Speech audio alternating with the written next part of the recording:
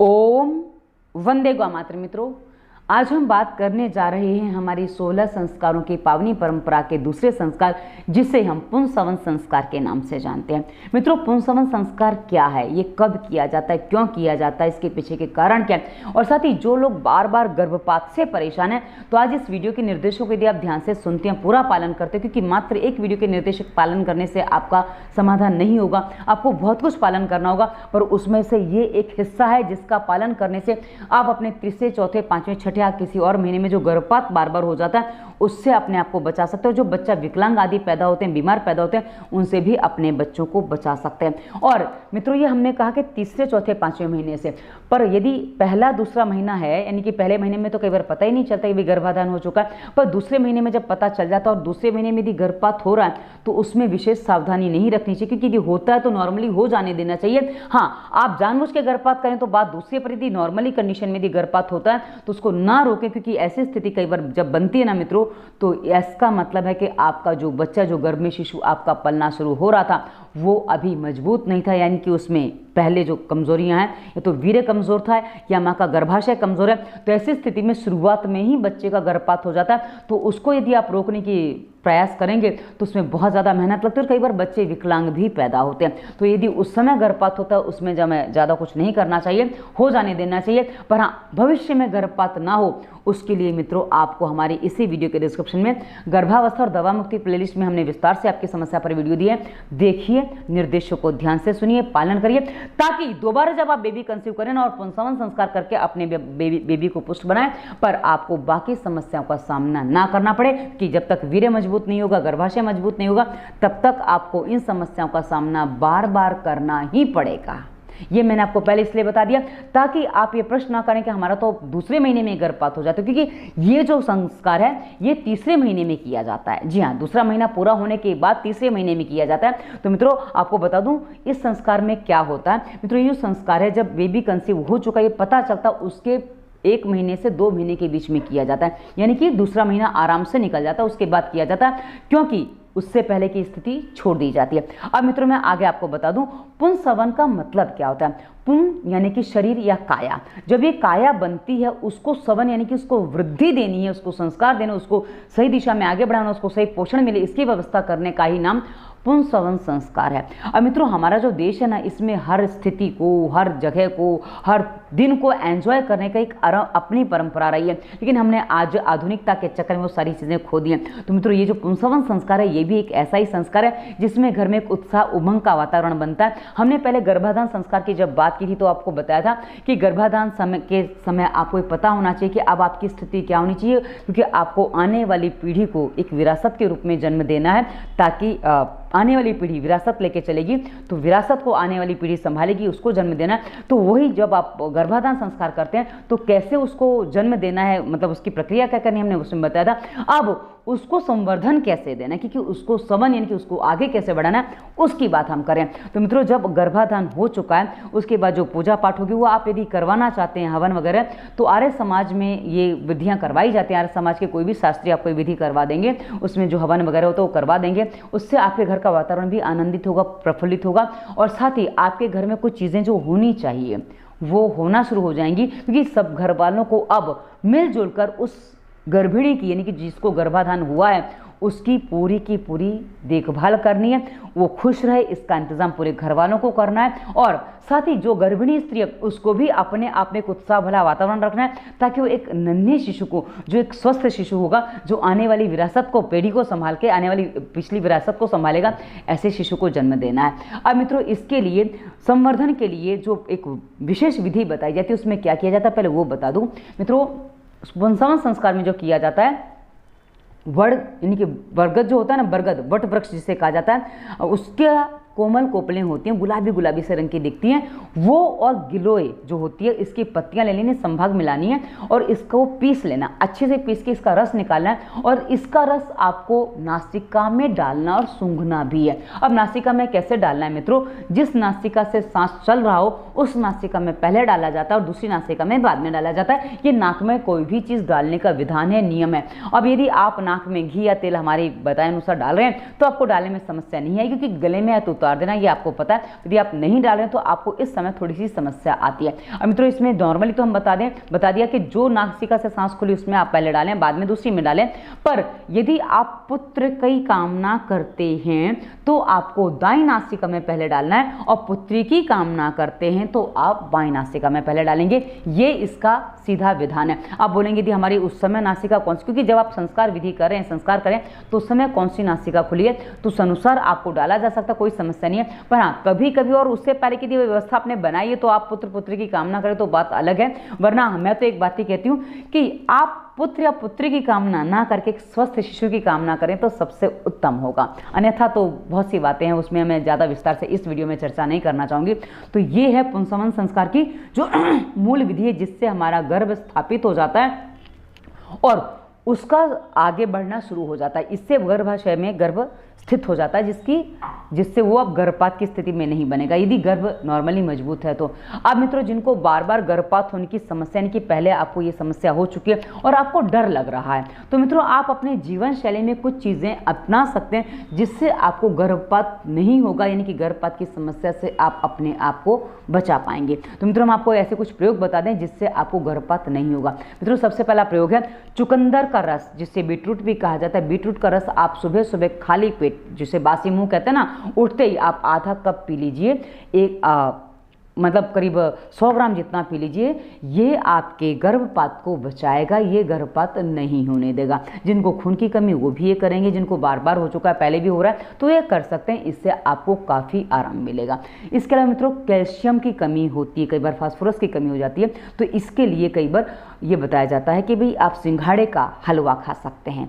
सिंघाड़े का हलवा, ताज़ा सिंघाड़ा आता है बाजार में, क्योंकि जब गर्भाधान किया जाता है, यानी कि सर्दियों की ऋतु में सिंघाड़ा बाजार में भी आता है, तो आप इस समय सिंघाड़ा खा सकते हैं। तो सिंघाड़ा खाने से आपको क्या होता है, सिंघाड़े का हलवा, सिंघाड़ा खाने से आपका गर्भाशय मजबूत हो जाता है, गर्भपात नहीं होता, तो स्थिति बन जाती है, अच्छा रहता है आपके लिए। उसके बाद में तो तीसरा जो प्रयोग है ना, रसभरी। रसभरी एक आता है, फल आता है, छोटा सा फल होता है, उसके पत्ते की आप चाय बना के पीजिए। इसमें फास्फोरस बहुत अच्छा होता है, इसमें आयरन भी होता है, तो ये आपको गर्भपात नहीं होने देगा। इसकी चाय आप सुबह शाम पी सकते हैं, एक टाइम भी पी सकते हैं। 2-3 पत्ते ले लीजिए, उसको आप पानी में उबाल लीजिए। आप बोले कहाँ मिलेगा, आपके आसपास जंगल में ही चीज़ें मिलेंगी। यदि आप इसको सोचें कि आप अमेजोन वगैरह से मंगाइए, क्योंकि हर चीज़ अमेजोन पे उपलब्ध नहीं और है तो उसमें कहीं कुछ गड़बड़ भी हो सकती है, क्योंकि उनको प्रिजर्वेटिव उसमें मिलाना पड़ेगा जो आपके लिए अच्छा नहीं है। इसलिए आप ताज़ी पत्तियाँ लाएँ, या आसपास कहीं हो उसे सुखा के भी रख लेंगे तो भी चलेगा, तो उसमें समस्या नहीं होती है। तो रसभरी के जो पत्ते हैं वो यदि आप इस्तेमाल करते हैं, चाय पीते हो, तो वो बहुत अच्छा काम करती है। उसके अलावा मित्रों आंवला खाएंगे, उससे भी मजबूती मिलती है, उससे पेट साफ, आपका जो पाचन तंत्र वो भी मजबूत होता है और गर्भाशय भी मजबूत होता है। आंवला आंवले का रस के रूप में ले सकते हैं, मुरब्बा खा सकते हैं, या आंवला आप ऐसे भी खा सकते हैं, अचार के रूप में खा सकते हैं, चटनी के रूप में खा सकते हैं। आंवले का मौसम है, आंवला किसी भी रूप में खाइए, और आंवले का मौसम नहीं है तो उसको मुरब्बा, चटनी, इसी वीडियो के डिस्क्रिप्शन में हमने एक प्लेलिस्ट दी है सफल घरेलू उपचार, उसमें हमने आंवले का मुरब्बा कैसे बनाए, आंवले की चटनी कैसे बनाए, हमने आपको वीडियो दिया है, आप देखिए, करिए, आपको काफ़ी अच्छा मिलेगा। हाँ, उसमें हमने कुछ चीज़ें बताई, काली मिर्च वगैरह डालना बताया, वो आप मत डालिएगा, उसके बिना बनाइएगा, क्योंकि वो आपके लिए अच्छा नहीं है। काली मिर्च पिपली है, ये आपको गर्म पड़ जाएगा, तो वो आप मत डालें। तो पर आप उसको वो खाएंगे तो आपके लिए काफ़ी अच्छा काम करेगा। उसके बाद मित्रों 5वां जो प्रयोग है कच्चे गूलर का फल। कच्चे गूलर का फल ले लीजिए, उसको आप चाहें तो दूध में पका के भी खा सकते हैं, खीर जैसा बना के खा सकते हैं। दिन में एक बार कर लिया, या आप हर चीज़ रोज़ नहीं कर पाएंगे कि आप कुछ कुछ चीज़ें रोज़, आज ये खा लिया कल वो खा लिया, तो ऐसा करेंगे इससे भी आपका गर्भ मजबूत होगा। तो जो गूलर का मैं प्रयोग बता रही थी ना, तो गूलर आपको दूध में उबाल के भी आप खा सकते हैं, या गूलर के जो कच्चे फल हैं उसको सुखा लीजिए, सुखाने के बाद उसको पीस लीजिए, उसका चूर्ण बन गया, वो चूर्ण आप थोड़ा सा लेके उसके साथ दूध पी सकते हैं। ये भी आपके गर्भ को मजबूत बनाएगा, आपके बच्चे को मजबूत बनाएगा। उसके अलावा मित्रों जो छठा प्रयोग है शिवलिंगी के बीज। शिवलिंगी के बीज 5 से 11, अब आपकी स्थिति क्या है, आपका शरीर कैसे, क्योंकि कमजोर है मजबूत है, आपकी स्थिति के अनुसार 5 से लेना शुरू कर दीजिए, कोई दिक्कत नहीं है। 5 बीज जो शिवलिंगी के होते हैं वो यदि आप दूध के साथ ले लेते हैं, इससे भी गर्भपात नहीं होता, गर्भपात से आप अपने आप को बचा सकते हैं। उसके बाद मित्रों जो 7वां प्रयोग है बकरी के दूध में आप आधा लीटर बकरी का दूध लीजिए और आधा लीटर ही उसमें आपको ये गाजर का रस मिलाना है। इन दोनों को मिला लीजिए, पका लीजिए और जब आधा रह जाए, यानी कि दोनों मिला के 1 लीटर हो गए, आधा रह जाए तो इसमें आप मिश्री मिला के पी सकते हैं। ये भी गर्भावस्था के दौरान आप पी सकते हैं। इससे आपका गर्भपात नहीं होगा। कोई एक प्रयोग उठा लीजिए, जो आपको जैसा सही लगे आप करेंगे तो आपको इससे लाभ मिलेगा। उसके बाद मित्रों आप सौंफ का प्रयोग भी कर सकते हैं। सौंफ का शरबत बना लीजिए। सौंफ रोज आप पानी में भिगा के उसको पीस के उसको भी खा सकते हैं और शरबत बना के भी आप ले सकते हैं। और उसके अलावा मित्रों सौंफ का अर्क भी आप पी सकते हैं। इससे भी आपके गर्भपात में आप अपने आप को बचा पाएंगे। और मित्रों 9वां प्रयोग जो है ये सौंफ और ये गुलकंद। सौंफ 62 ग्राम लेनी है, गुलकंद उससे आधे यानी कि 31 ग्राम लेना है। इसको मिला लीजिए, इसको अच्छे से पीस लीजिए, पानी मिला के इसका शरबत जैसा बना लीजिए। ये भी आपको काफ़ी अच्छा काम करेगा। अब आप बोलेंगे 62 ग्राम सौंफ तो बहुत ज़्यादा हो जाती है। मित्रों ये प्रयोग जो बताए गए हैं ना, ये उस समय के बताए गए जब लोगों का भोजन अच्छी खासी डाइट थी, लोग अच्छा खासा खाना खाते थे, अच्छी खासी मेहनत करते थे, खेतों में काम करते थे, चल फिर के जाते थे। आजकल के जैसा नहीं था कि इत्तू सा खाना खाते हैं और फिर बोले बच्चे को पोषण नहीं मिल रहा है, तो तब ऐसा नहीं था। तो आप पूरा आराम से कर सकते थे। अब आज की स्थिति में मित्रों आप इसका डोज आधा भी कर सकते हैं, पर कहा ना जो डोज बताया गया वो उस अनुसार बताया गया, तो आप इसको कमी भी कर सकते हैं। अब मित्रों 10वां प्रयोग है पेठा। यदि आप खाते हैं तो उससे भी लाभ होता है। अब पेठा जो आता है ना, पेठा सफ़ेद पेठा आता है, वो जो पेठा होता है आप पेठे की मिठाई बाजार से नहीं लाएंगे क्योंकि उसमें केमिकल है और साथ में चीनी भी मिली हुई है, तो वो आपके लिए अच्छा नहीं है। पर घर में आप पेठे की मिठाई बना सकते हैं। आप क्या करना है, पेठा आप काट लीजिए, बाजार से लाइए, उसको छील लीजिए, काट लीजिए, उसको चाशनी में पका लीजिए, उसको सुखा दीजिए, पेठे की मिठाई आपकी बन जाएगी घर में। पर चाशनी जो आप बनाएंगे ना, वो चीनी की ना बना के आप बूरे की बना सकते हैं, मिश्र की बना सकते हैं। तो ये आपके लिए काफ़ी अच्छा काम करेगा, ये आपके लिए अच्छा है। उसके बाद मित्रों ये हमने आपको 10वां प्रयोग बताया। 11वां प्रयोग भुनी हुई हींग ले सकते हैं आप। हींग भून के रख लीजिए, सुबह शाम 1-1 ग्राम की मात्रा में आप सेवन करिए। ये आपके गर्भपात से आपको बचाएगा। यदि गर्भपात तो पहले आप गर्भावस्था से पहले भी आप इसका सेवन शुरू कर सकते हैं। 2-3 महीने पहले से शुरू कर दीजिए ताकि आपको गर्भपात की स्थिति ना बने, क्योंकि जो हींग है ना ये आपके पेट को सही रखती है और आपको मजबूत बनाती है, तो उसकी आप प्रयोग कर सकते हैं। उसके बाद मित्रों जो 12वां प्रयोग है, धतूरे की जो जड़ होती है, धतूरा का पौधा होता है, उसकी जड़ ले लीजिए, उसको कमर में बांध लीजिए। गर्भावस्था जो पता चलती है कि आपने गर्भाधान किया वो पता चल गया, उसके बाद से आप इसको 9 महीने बांध के रखिए। इससे गर्भपात नहीं होता है। ये हमारे गांव के लोगों का अनुभूत प्रयोग है। इसको आप करेंगे आपको काफ़ी लाभ करेगा। उसके बाद मित्रों जो 13वां प्रयोग है वो है 100 ग्राम अनार के जो पत्ते होते हैं ना उसका रस ले लीजिए। 100 ग्राम अनार के पत्ते ले लीजिए, उसका रस ले लीजिए और उस रस को आप निकाल लीजिए। वो रस आपको पीना है और उसके अलावा मित्रों आप ये अनार के पत्ते पीसकर उसका पेट पे लेप कर दीजिए। इससे भी गर्भपात रुक जाता है। ये काफ़ी सरल प्रयोग है और अनार के पत्ते आसपास जल्दी उपलब्ध भी हो जाते हैं, तो ये आप कर सकते हैं। उसके बाद मित्रों 14वां प्रयोग जो है ना वो है एक बहुत ही सामान्य प्रयोग है। इसको तो कोई भी कर सकता है। आज क्या करना है, जब लगता है कि रक्तस्राव होने की ब्लीडिंग होना शुरू हो गया, उसी समय आपको क्या करना है, तुरंत का तुरंत ठंडा पानी लेना है, उसकी पट्टी लेनी है और उसको आपको पेड़ू पेनी की पेट के नीचे के हिस्से में, नाभि से नीचे के हिस्से में और योनि के ऊपर के हिस्से में जहां हमारी योनि आती है ना उस हिस्से पे रखना है ताकि ठंडक मिलेगी। जो ऐसा करने से ब्लड सर्कुलेशन होना कम हो जाएगा, जिससे रक्तस्राव कभी कभी रुक जाता है और गर्भपात से अपने आप का बचाव हो सकता है। ये तत्काल का ट्रीटमेंट है मित्रों, इसको पहले से नहीं कर सकते हैं कि आप बोले कि पहले से हम करते रहेंगे तो नहीं होगा। मित्रों ऐसा करने से आपकी पाचन तंत्र भी कमजोर हो सकता है। यदि आप इसको लगातार ठंडे पानी की पट्टी रखते रहेंगे, गर्भपात नहीं है तो भी आप रखेंगे ना, तो ऐसी स्थिति में आपका पाचन तंत्र कमजोर हो सकता है, जो आपकी पेट साफ नहीं होने देगा और कमर में दर्द भी हो सकता है। तो आपको उससे भी बचना है। तो आप ये जब हो समस्या तभी प्रयोग करें। और जब समस्या हो ना मित्रों उसके लिए हम आपको 15वां प्रयोग भी बता दें कि शीशम के पत्ते जो होते हैं ना, शीशम के पत्ते भी आप ये रेगुलर आपको नहीं लेना है। शीशम के पत्ते जब आपको लगता है ब्लीडिंग हो रही है, उसी समय मैंने गर्भपात रोकने का जो तरीका बताया उसमें भी बताया कि शीशम के जो पत्ते हैं उसको आप पीस लीजिए। 15 से 21-30 पत्ते तक आप पीस सकते हैं। 50 पत्ते मतलब मुट्ठी भर भी आप ले सकते हैं और इसको पीस के आप पी लीजिए। इससे नाक से आने वाली नक्सीर और गर्भपात तुरंत ही रुक जाता है। इसको आप दिन में 2-3 बार सेवन कर लीजिए या चबा के खा लीजिए, शरबत बना के पी लीजिए, चबा के खा लीजिए, हरे पत्ते आपको मिल जाए तो सबसे बेटर है। आसपास होता है पेड़ तो आप ले लीजिए, ये बहुत अच्छा काम करता है मित्रों, आप इसका प्रयोग कर सकते हैं। उसके बाद मित्रों एक गर्भपाल रस आता है, गर्भपाल रस का भी आप प्रयोग कर सकते हैं, ये गर्भावस्था में आप ले सकते हैं। और ये आप जब लेंगे ना उससे आप पूछ लीजिएगा, क्योंकि आप किसी वैद्य को दिखा के लीजिए, क्योंकि औषधि का प्रयोग मैं नॉर्मली नहीं बताती हूँ, ये आप और नहीं तो डब्बे पे लिखा हो तो आप उसको पढ़ लीजिए, उस अनुसार भी आप सेवन कर सकते हैं। गर्भपाल रस का आप सेवन कर सकते हैं। हमने आपको 16वां प्रयोग बता दिया। उसके बाद मित्रों 17वां जो प्रयोग है वो है गिलोय और ब्राह्मी।